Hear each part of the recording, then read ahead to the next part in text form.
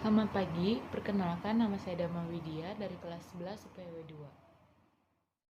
2. Wilayah Indonesia. Indonesia terletak di Asia Tenggara dan termasuk negara kepulauan terbesar di dunia.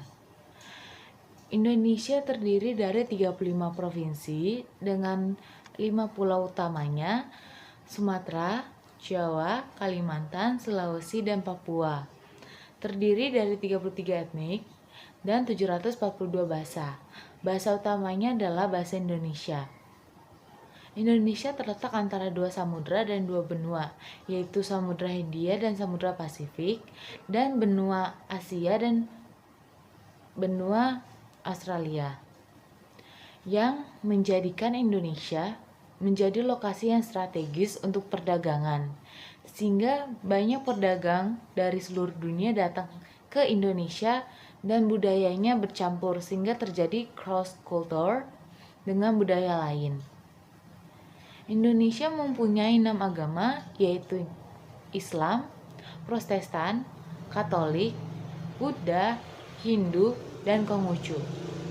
Mayoritas penduduk agama Islam sekitar 85%. Ibu kota Indonesia adalah Jakarta yang juga sebagai kota metropolitan dan kota pemerintahan.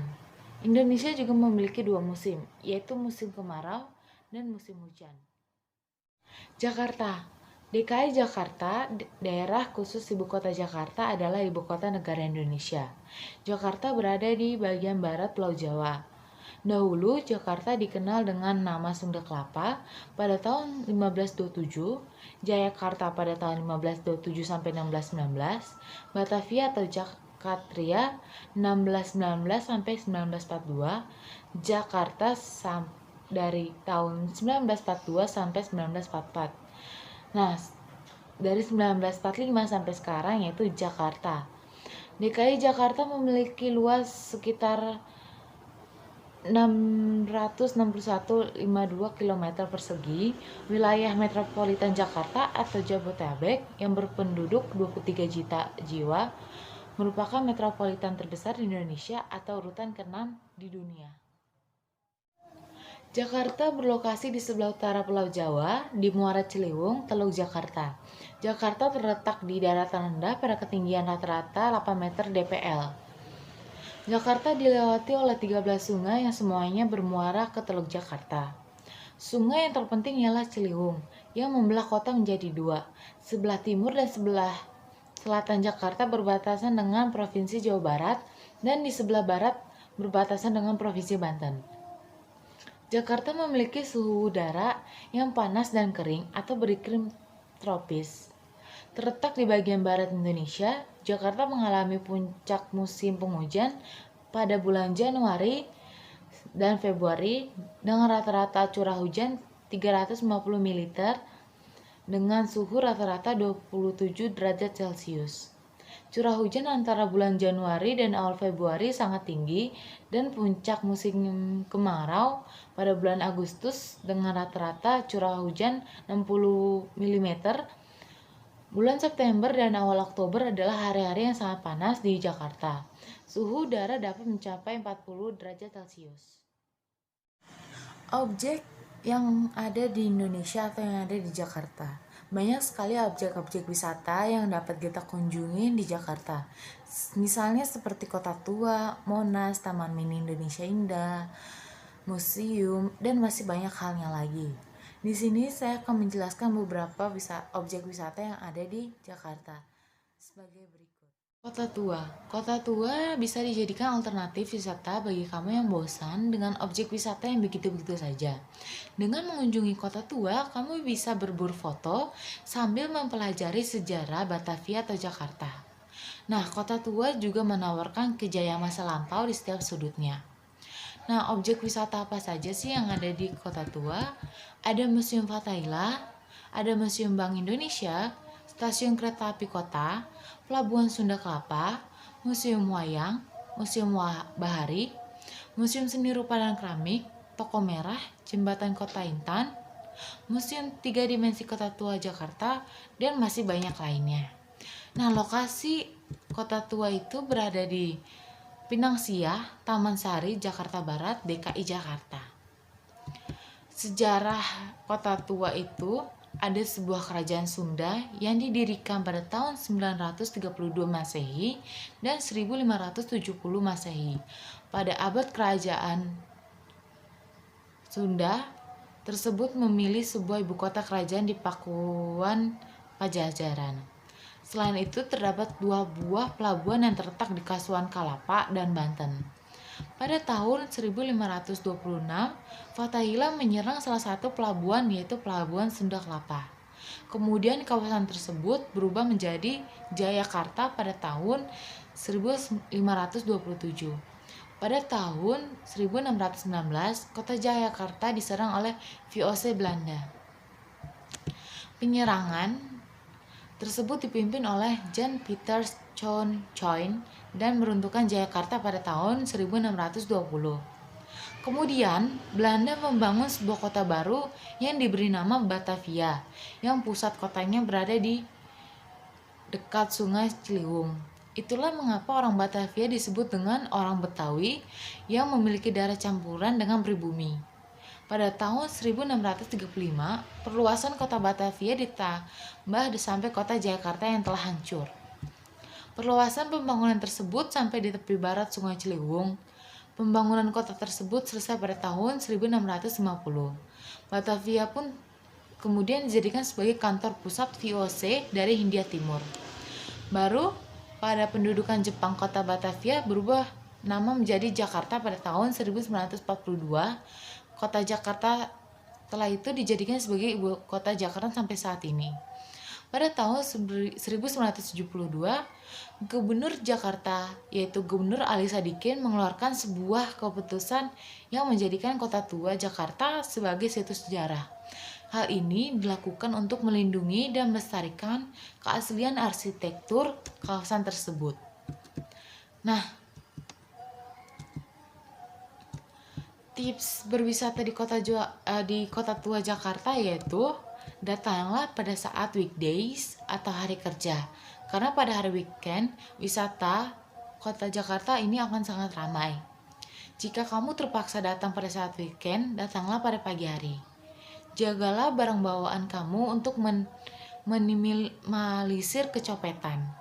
Pakailah pakaian dan alas kaki yang nyaman. Bawalah payung atau gunakan topi untuk menjaga kulit dari sengatan matahari. Pakailah tabir surya atau untuk menjaga kulitmu dari paparan sinar matahari. Berwisata ke Kota Tua Jakarta belum lengkap kalau belum mengelilingi setiap sudutnya. Ada banyak hal yang bisa kamu hampiri. Taman Mini Indonesia Indah. Taman Mini Indonesia Indah merupakan kawasan taman wisata bertemakan budaya serta adat istiadat di seluruh penjuru Indonesia dan boleh dijadikan salah satu tempat wisata bernuansa alam di Jakarta. Berlokasi di Jakarta Timur dan berdiri di atas lahan dengan luas kurang lebih 150 hektar. Tentunya banyak objek wisata menarik dengan beragam ciri khas yang bisa kita jumpai saat kita berlibur di Taman Mini. Sejarah Taman Mini Indonesia Indah. Pada 13 Maret 1970, Ibu Tien Soeharto mencetuskan gagasan pembangunan miniatur Indonesia pada rapat pengurus YHK di Jakarta. Gagasan ini dilandasi oleh keinginan untuk membangkitkan kebanggaan dan rasa cinta terhadap bangsa dan tanah air, serta guna memperkenalkan Indonesia kepada bangsa-bangsa lain di dunia. Ide pembangunan miniatur Indonesia ini muncul setelah ia mendengarkan dan menghayati pidato Presiden Soeharto tentang keseimbangan pembangunan umum DPR GR. Pembentukan dan sifat isian proyek Taman Mini Indonesia Indah berupa bangunan utama bercorak rumah-rumah adat yang dilengkapi dengan pergelaran kesenian, kekayaan flora dan fauna, dan benda-benda budaya lain dari masing-masing daerah yang ada di Indonesia. Kemudian pada penutupan rapat kerja gubernur, bupati, dan wali kota seluruh Indonesia di Istana Negara tepatnya pada tanggal 30 Januari 1971, dihadiri pula oleh Presiden Republik Indonesia, Ibu Tien Soeharto dengan didampingi Menteri Dalam Negeri Amir Mahmud untuk pertama kalinya memaparkan maksud dan tujuan pembangunan miniatur Indonesia atau yang disebut Indonesia Indah di depan umum. Pada tanggal 30 Juni 1972, pembangunan Taman Mini Indonesia dimulai tahap demi tahap secara bersinambungan. Rancangan bangunan utama berupa peta relief miniatur Indonesia, berikut penyediaan airnya, Tugu Api Pancasila, bangunan joglo, dan gedung pengelolaan disiapkan oleh Nusantara Consultants, berikut pembuatan jalan dan penyediaan kaveling tiap-tiap bangunan. Sedangkan rancangan bangunan lainnya seperti bangunan khas tiap daerah dikerjakan oleh berbagai biro arsitek. Nusa Consultants hanya membantu menjaga keserasian keseluruhannya. Berkat kegotong royongan semua potensi nasional, masyarakat di sekitar lokasi pemerintahan pusat dan daerah, swasta, dan berbagai unsur masyarakat lainnya, dalam kurun waktu 3 tahun pembangunan Taman Mini Indonesia Indah, tahap pertama dinyatakan selesai, dan akhirnya pada tanggal 25 April 1975 Taman Mini Indonesia Indah diresmikan pembukaannya oleh Presiden Soeharto. Apa saja sih yang ada di Taman Mini Indonesia Indah? Nah, kamu akan menemukan berbagai tempat menarik di Taman Mini, seperti bangunan rumah adat yang terdapat 33 anjungan, taman terbuka, bahkan berbagai objek wisata kekinian seperti Skyward Taman Mini Indonesia Taman Mini Indonesia Indah. Pada dasarnya bangunan ataupun arsitektur tradisional yang ada di latar belakangi oleh kondisi lingkungan dan kebudayaan yang dimiliki. Di Taman Mini Indonesia Indah, gambaran tersebut diwujudkan melalui anjungan daerah, mewakili suku-suku bangsa yang berada di 33 provinsi Indonesia. Anjungan-anjungan provinsi ini dibangun di sekitar danau dengan miniatur kepulauan Indonesia secara tematik di bagian atas 6 zona yaitu Jawa, Sumatera, Kalimantan, Sulawesi, Bali, Nusa Tenggara, Maluku, dan Papua. Tidak hanya menampilkan rumah adat tradisional, akan tetapi juga terdapat aneka busana, tarian, serta tradisi daerah. Di Taman Mini Indonesia Indah juga terdapat sebuah danau yang menggambarkan miniatur kepulauan Indonesia di tengahnya, kereta gantung, berbagai museum, dan teater IMAX, Keong Mas, dan teater Tanah Airku. Berbagai sarana rekreasi ini menjadi Taman Mini Indonesia Indah sebagai salah satu kawasan wisata terbuka di ibu kota. Nah, tadi sudah dibilang apa saja sih yang ada di Taman Mini Indonesia. Nah, yaitu ada Istana Anak, Snow Bay Waterpark, Teater IMAX Keong Mas, Taman Legenda Keong Mas, Kereta Layang, Kereta Gantung, Kereta Api Mini, Teater 4 Dimensi, Skyward, 14 museum, 3 tematik flora dan fauna, serta berbagai fasilitas pendukung. Monas atau Monumen Nasional. Monumen ini terletak persis di kota Jakarta. Tugu Monas merupakan tugu kebanggaan bangsa Indonesia.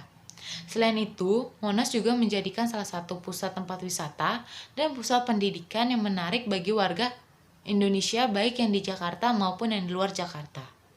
Tujuan pembangunan Tugu Monas ini adalah untuk mengenang dan mengabdikan kebesaran perjuangan bangsa Indonesia yang dikenal dengan Revolusi 17 Agustus 1945, dan juga sebagai wahana untuk membangkitkan semangat patriotisme generasi sekarang dan akan datang. Monas mulai dibangun pada bulan Agustus 1959.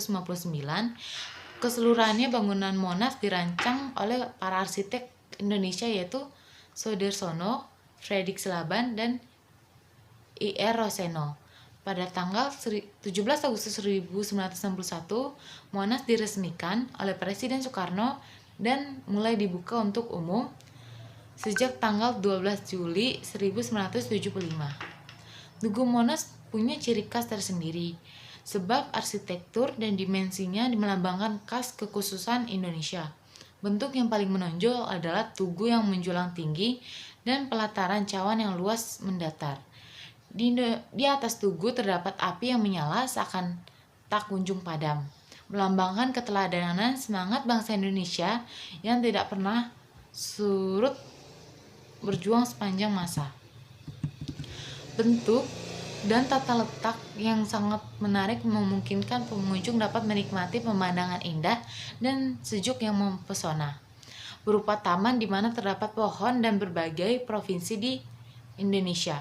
Kolam air mancur terdapat di lorong pintu masuk membuat taman menjadi lebih sejuk, ditambah dengan pesona air mancur bergoyang. Di dekat pintu masuk menuju pelataran Monas itu terdapat berdiri patung Pangeran Diponegoro yang sedang menunggang kuda. Patung yang terbuat dari perunggu seberat 8 ton itu dikerjakan oleh pemahat Italia Prof. Coberlato sebagai sumbangan oleh Konsulat Jenderal Honoris Dr. Mario di Indonesia. Atraksi-atraksi yang ada di Indonesia atau di Jakarta sebagai berikut, seperti ondel-ondel, PRJ, Sunday Free, dan lain-lainnya. Nah, ondel-ondel, boneka besar yang digerakkan oleh seseorang di dalamnya tersebut merupakan budaya asli Betawi. Lekatnya ondel-ondel dengan budaya Jakarta menjadi boneka besar ini sebagai ikon kota Jakarta. Dalam sejarahnya, ondel-ondel diperkirakan sudah ada sejak tahun 1605. Hal itu tertuang dalam buku yang tertulis pedagang Inggris Edmund Scott. Di era Gubernur DKI Jakarta Ali Sakidin menjadikan ondel-ondel sebagai pertunjuk seni rakyat yang menghibur. Pertunjukan ondel-ondel biasa diiringi musik Betawi seperti tanjidor, pencak silat Betawi, benden, ningnong, rebana, dan ketipang. Saat ini, ondel-ondel juga sering tampil dalam acara-acara budaya yang tak hanya digelar di kota-kota Indonesia tapi juga mancanegara. Nah, yang kedua ada Pekan Raya Jakarta atau PRJ. Nah, PRJ ini digelar pertama kali di kawasan Monas pada tanggal 5 Juni hingga 20 Juli tahun 1968 dan dibuka oleh Presiden Soeharto dengan melepas merpati pos. PRJ pertama ini dinamakan dengan DF yang merupakan singkatan Jakarta Fair.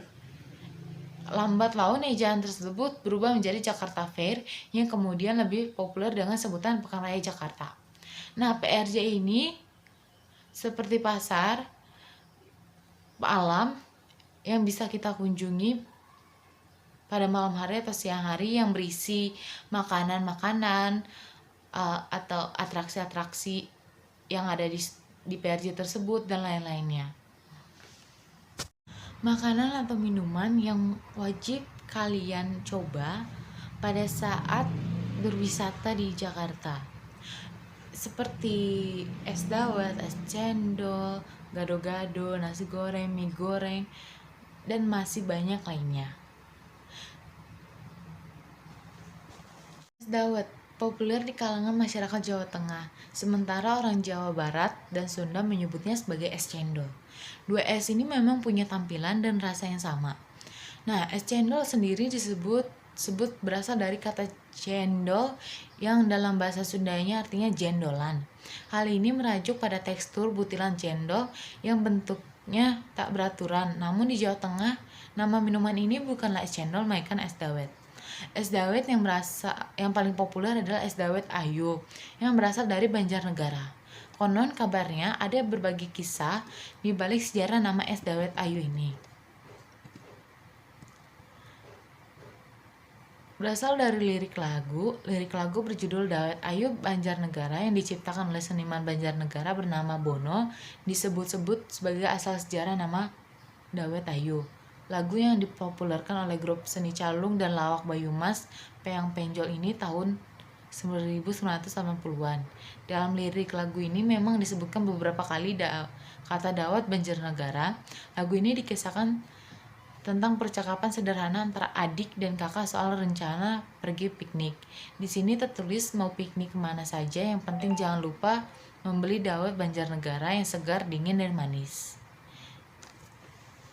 Sekian dari saya, terima kasih.